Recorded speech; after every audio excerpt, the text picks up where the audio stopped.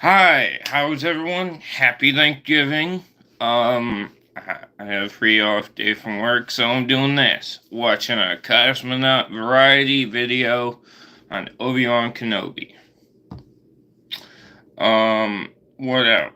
Nothing really else before we get into the video. Oh, and if you want to, tell me what you're doing for Thanksgiving.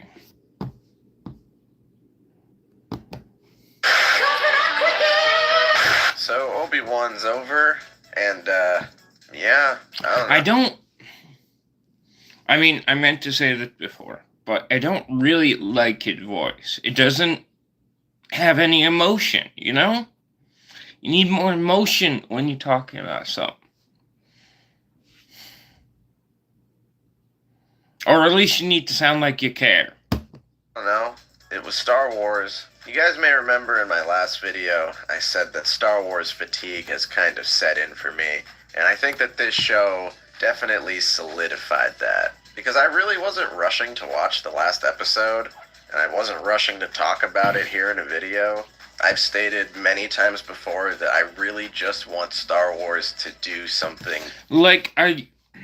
I don't like listening to his voice. He doesn't sound passionate. Not even about Star Wars, not passionate about this video. He doesn't sound like he cares about anything. I don't know. I would like him to care. Thing different, and this is definitely not the show for that. So yeah, I really wasn't looking forward to this show, but at the same time, I was willing to give it the benefit of the doubt. And overall, I think my feelings on this show are pretty complex, because on one hand, I recognize that, yeah, it's supposed to just be a turn your brain off type of show. But on the other hand... I mean, do you want that for a show, though? Is that a good thing? Do you want to just turn your brain off for a show? Because I certainly don't. Especially about Obi-Wan, a character that, going from the end of Revenge of the Sith, in between A New Hope, the show could have been about him trying to find himself again after Order 66 and thinking he killed Anakin, trying to find his way again and protect Luke and stuff like that. But it wasn't. It was just about Leia for some reason. I kind of don't want it to be, even though I've said before that I do not want a TV show about Obi-Wan Kenobi. I still admit that there were a lot of things that I liked in this show, but there wasn't anything that I liked enough to change my original opinion. I think one issue is that this show isn't very good if you overhype it. The show is kind of cheap looking when compared to other productions. The sets are like really low budget, and overall the show doesn't really look very good. Yeah, it's just kind of generic places. I would agree with that. There are some exceptions, but as a whole, I was not blown away by the presentation.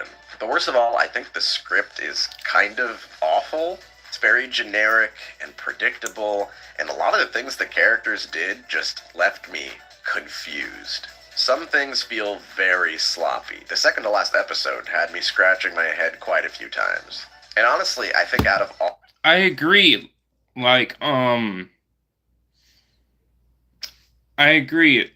In that, in the fight scene with the two ships, they're trying to escape. I forget the area what it's called. That lady that kills herself with a grenade. She could have just thrown the grenade and it would have been better. Stupid stuff like that. All of the Star Wars Disney shows. And especially he just showing a image, the scene where the evil robot is flying around and trying to sabotage everything. I don't know exactly how that works, or how it got back with Leia, because I thought Reva took it. Stuff like that. And it's like, wouldn't you have to rewire the whole thing? And why would the light change on the robot? Why would you want them to change? Wouldn't that be more suspicious?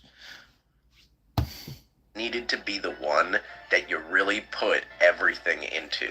I know a ton of people that don't watch the other Star Wars shows, and they still watched this. And if that was me, I would walk away from this series thinking that these shows probably aren't worth my time, which isn't really fair because season 1 of Mandalorian is legitimately a better show than this. And I can't believe I'm saying... I would agree, but the Mandalorian season 1, it's not good either. It's better than this, yeah, but anything is better than Kenobi because you're ruining a character, and you don't really ruin Mando in season 1 at least. Saying this, but that Cassian Andor show actually looks better than Obi-Wan. Just from like a production level alone, it looks like more money went into it, which is very weird. But like I said, a lot of things in this show did work for me. Exploring the That was weird, because you think Kenobi would be the better looking thing than Andor. But Andor, when you go into it, Andor actually had more time put into the show, because they had like an extra year to do a lot more stuff. That was part of the reason why Andor looks better than Kenobi. Because the writers and directors, for one, cared about the production. And two, they had an extra year to do everything that they wanted. The emotional aspect of Anakin and Obi-Wan's relationship is perfect, because in episode 3, the melodrama kind of overpowers any of the emotion you might feel. And plus, we never really saw their friendship enough to care. But here, a lot of focus is put... I disagree. You could have done a lot more. Yes, you could have done a lot more in the prequels, but at the same time, there are people that definitely could have cared about Obi-Wan and Darth Vader's connection. I think that's just subjective. Is put on Obi-Wan's guilt and Anakin's spiteful nature. Darth Vader's actually a pretty strong character in this story, and I think that's pretty cool. He's normally more of a force of nature than a real character, and I like that we get to see a little bit more of how he's feeling, even if it's just through his actions. And in this series, you can see how Obi-Wan and Anakin... I think it's bad. It ruins A New Hope, because it's like, why didn't he catch the Millennium Falcon when it was flying away? Why didn't he do all this stuff? He's really strong in this show, and it ruins things that come before and come after, because it's like, why didn't he show any of this power after?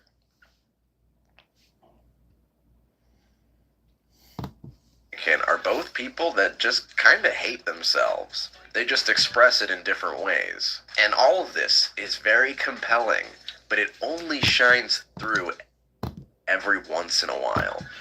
No, you just don't.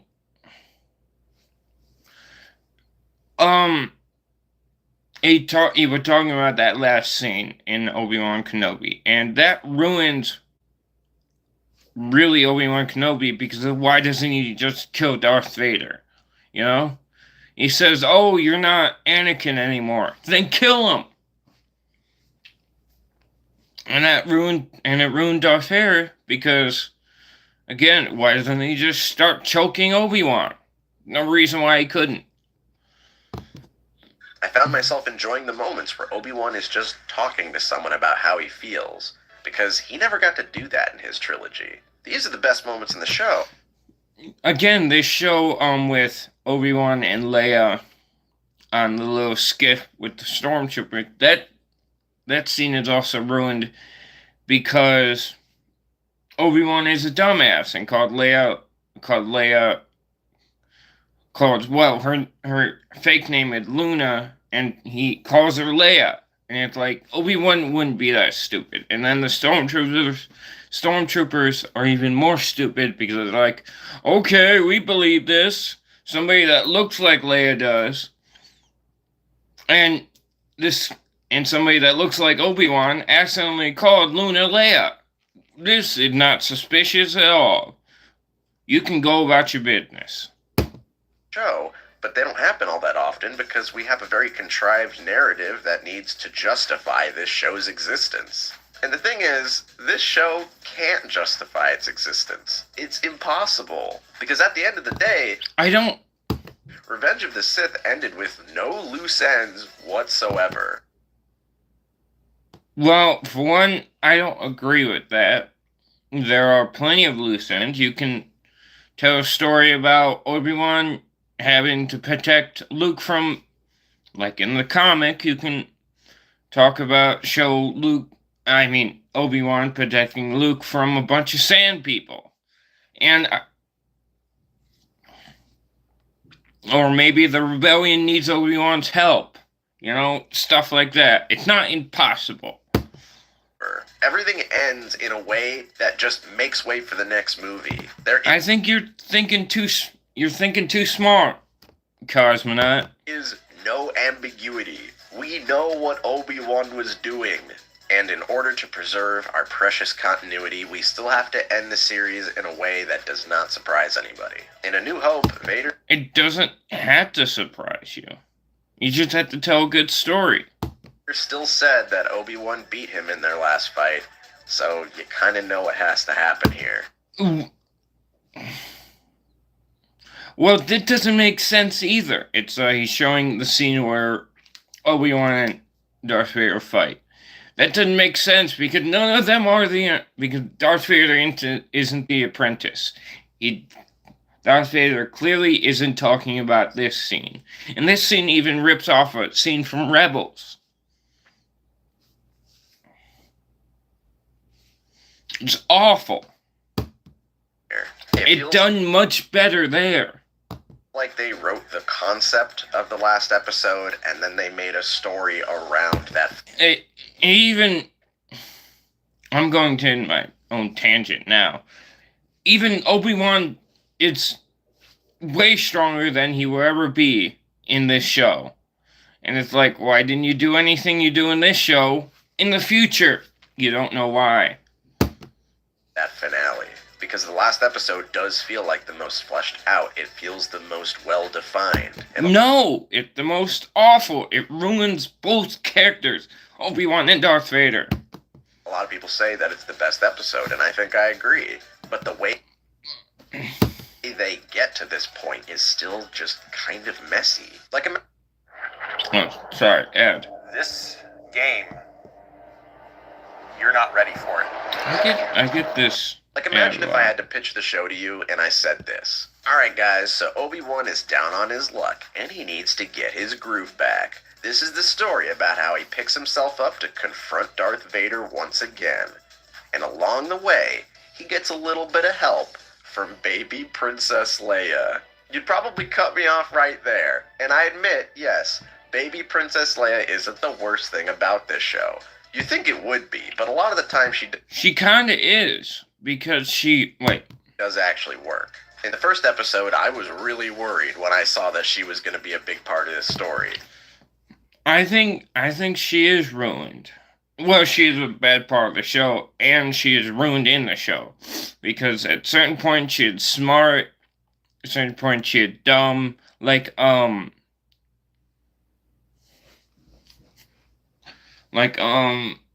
Here, when she talking to her mother, she's really smart. And then, when she, is with Obi-Wan and sees his,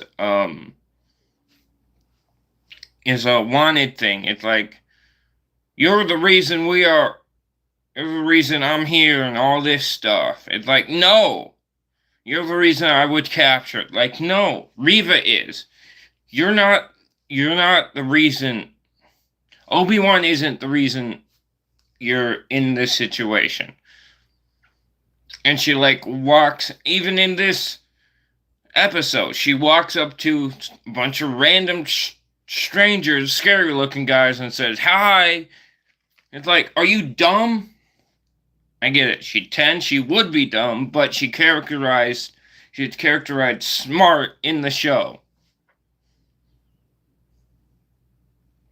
Characters, her mother says, hey, if you weren't messing around so much, you would be further where you are now. But you're really incredibly smart. Especially after this CW level chase scene in the forest. Yeah, I agree. The chase scene is awful. If you, as a grown adult, can't run faster than a 10-year-old, even, like, especially, this is a small 10-year-old looking person. The actor, 10 years old, I believe. If you can't run faster than that, get some help. Legitimately one of the dumbest scenes in Star Wars. There's really no defending this. But by episode 2, I thought she was a decent character that fits the conflict of the story. Go back to what I said earlier. Episode 2 does a good job of selling her. Again, Leia runs away, and Obi-Wan can't catch her. The audience, and I think episode 3 also is pretty decent since we get a lot of moments for her and Obi-Wan to talk and flesh out his mental state. But then, after a few more episodes, I realized that she's not going anywhere. She's one of the main characters. She's here for the whole show. And I don't know, I kind of just expected her to, like, leave at some point. I really didn't think this show would just be an escort mission for Obi-Wan to get baby Princess Leia back home. Yeah, I agree. This show should have been about Luke. Assumed that maybe her dad would arrange for her to get picked up. Even in that ending fight scene with Darth Vader, when Darth Vader, puts Obi-Wan in a hole, what does Obi-Wan think about to make him stronger? Only Leia and a flash of Luke. He apparently doesn't care about Luke as much as Leia, despite it being his entire mission. Up a little earlier. You'd think the fucking Grand Poobah of Alderaan would be able to get a ride for his kidnapped princess. All I'm saying is that she definitely... Yeah, I agree. This, Senator Amidala should have been able to hire some bounty hunters or somebody else, somebody that doesn't have such a high profile as Obi-Wan Kenobi, a Jedi. He overstays her welcome, and I just wish the story was about more than this. Because this is the story of the show, and a lot of the time it overshadows the stuff that is actually interesting. And I think a lot of my problem is that I'm seeing a pattern with Star Wars. We have a show about a dangerous guy who learns how to take care of a child, and another show about a group of misfits who learn how to take care of a child, and another show about how an old loser learns how to take care of a child. And hell, even the fucking Boba Fett show has similar themes of learning how to take care of people other than yourself. Like, I agree. The Boba Fett show should have been about Boba Fett and him maybe... Well, that could have been good. Him training another to... Him being a crime boss, like in the show, but an actual crime boss. Not one that goes...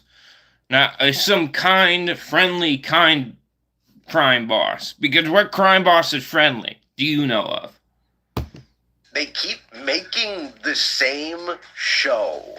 Is it just me? Am I just being a hater? Like, people ask why I didn't finish Bad Batch. It's because I've already seen this story a million times. I think I'm just bored. I want something new. I want something different. But instead I get another Star Wars show where the main character has to learn how to care about someone else. Oh, and to top it off, I get another boring and predictable dark side redemption arc. Gee, Star Wars, you shouldn't have. I'm just starting to think that Star Wars is relying on callbacks and fan service over making something truly compelling and unique. Season 1 of The Mandalorian was successful because it had nothing to do with other Star Wars characters. It was a fresh and unique story. Well, you can do plenty of stuff with old Star Wars characters, but I think The Mandalorian was successful because, one, it didn't ruin any characters. And part of that, yes, is about it's having new characters. But, and two, it didn't challenge you, you know? Mandalorian didn't really challenge you the whole series doesn't really challenge you. But season 1 is definitely the best of the 3 seasons. Definitely had the simplest plot. Definitely doesn't do any crazy shit. But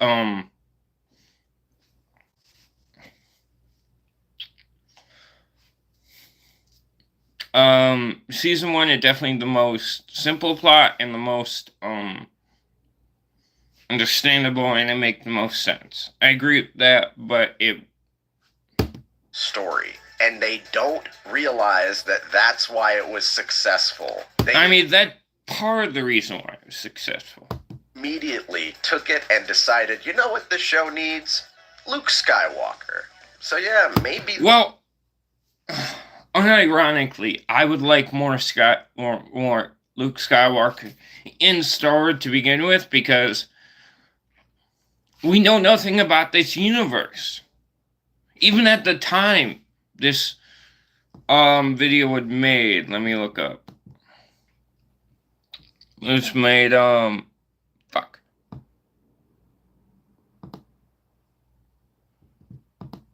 Sorry.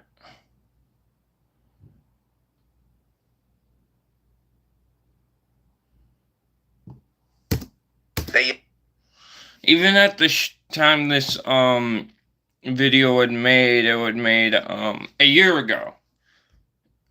We didn't know anything about the universe then. Well, the time period after the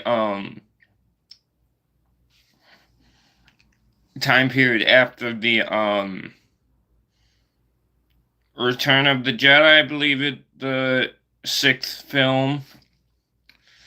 Well, that was it. We had less content then, so that was more understandable. But we don't even know about the universe now, so I would have liked more Luke Skywalker then, so we learn about the universe, learn what's going on, and maybe more shows like more shows like Andor, but about the Republic, to build out the universe. I think that would have been good. They immediately took it and decided, you know what this show needs? Luke Skywalker. So yeah, maybe this show was just not made for me, because seeing elderly Anakin pretend to be a teenager just doesn't excite me. I get nothing out of this. This is not the kind of fan service that I enjoy. You know what I enjoy? I like seeing Darth Vader and Obi-Wan having a genuine conversation and actually getting bittersweet closure with one another. That's the best scene. You like that scene? It destroys Obi-Wan Kenobi and Darth Vader. It destroys them both. In the entire show, and it just works better than anything else. And that's why everything's so disappointing, because at the end of the day, this didn't need to be a 6-episode miniseries. The last episode's really the only one that I fully enjoyed. In an alternate timeline, this was just a fun little Star Wars spin-off movie, and it was more focused, and it got more love and care put into the narrative. As it stands, it feels like a decent movie concept. No, it's really awful.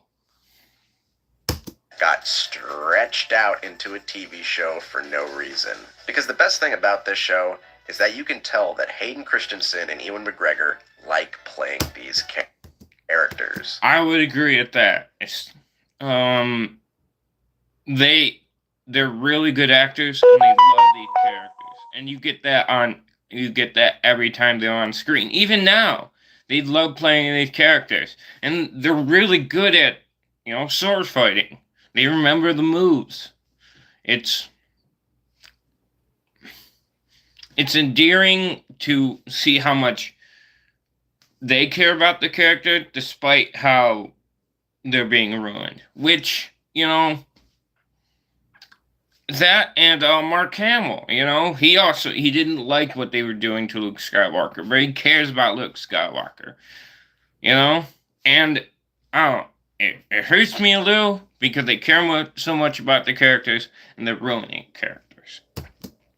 And after seeing so many actors become disillusioned by Star Wars and grow to resent it over the years, it's nice to see people who are like, Yeah, maybe some people didn't like our movies, but we had fun, and we gave it our all, and we'd love to do it again. Because that passion does show. It's fun to see these guys come back and do a pretty good job. I like that Hayden's Vader does feel different. It's just a different guy in a full-body suit, but he's doing it his way. I love that McGregor gets to have real moments of genuine strong emotion instead of the dry toast they gave him in the other movies. I mean, he has emotions in the other movies. What are you talking about? So yeah, this show is a fun, temporary distraction, but I don't think it had to be. It's certainly not fun. I mean, you can find it fun, and you're allowed to find it fun, but for the things you said, I don't know why you would like that stuff. I think it could have been a lot more. There are a lot of Star Wars fans that are sick of cameos and callbacks and references, and they just want to see something new. That's what he's shown the scene of that one Jedi blocking the lightsaber load. I don't like how Jedi move around so much when they're blocking stuff. I mean, Ahsoka can do it because that's how she would characterize to do it, but I suppose she's being characterized right now. But that's what a lot of Jedi do. They're always so active when they're blocking stuff. I like when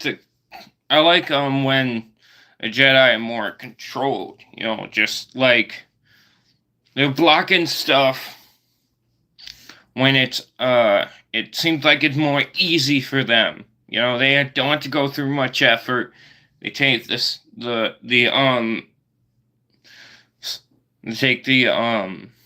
shorted path.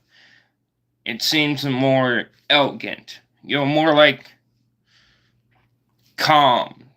You know, they're calm, and that you can contrast that with the Sith. They're very like erratic and very, very pronounced when they do stuff. You know, like Darth Vader or Darth Maul. And this show is not. And you get that with I like them, and in between with Count Dooku, you still have that aggression that he has, but there's a certain amount of elegance in the way he fights, and the way he speaks. It's a great middle ground. Not going to change their minds. So, yeah, overall I'd say it's not the worst thing ever. I think I'd probably give it a 6 out of 10. No, that's way too high. I'd give it a 3. It's not very bad, but it's not that great either.